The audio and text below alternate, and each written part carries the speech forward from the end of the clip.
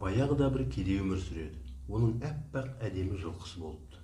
Сол елдің небір бай сұлтандары жылқының өзінен 10 есе артық ақша, алтын берем десе де кедей жылқысын ешкімге сатпайды. Мұны не қылмақсың? Сатып жағдайыңды түзеп алмайсың ба дегендерге кедей жауап қатпайды. Бір күні әлгі жылқы жоғалып кетеді. Адамдар, әне, босқырлап кетті. Тым болмаса сатқаның дұрыс еді деп кедейді жазғырады. Кедей, оның ұрланған-ұрланбағаны белгісіз, мүмкін өзі кетіп қалған шығар, мүмкін мен үшін қайырлысы осы шығар дейді де қояды. Барлығы оны есінен адасқан деп күледі.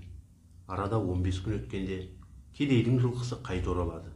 Жалғыз емес, 2 құлынымен келеді. Біраз уақыт өтеді.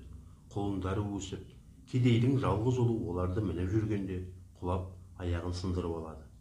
Жұрттар тағы да, бұл бие басына бәле болды. Одан да жоғалып кеткені дұрыс еді.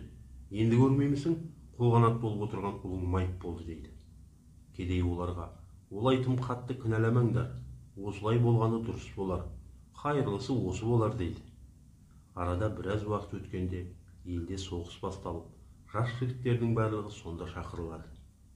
Әлгі кедейдің баласы жарымжан болған соң ол қалып қояды. Ауыл адамдары, сен дұрыс айтыпсың, балаңның аяғы сынып қасыңда қалды, ал біз балаларымыздан айырылып қалдық дейді кейіп. Кедей оларға, бір нәрсе туралы кесіп-пішіп пікір айту дұрыс емес. Алдағы болатын нәрсені ешкім де білмейді. Барлығы бір Алланың қолында.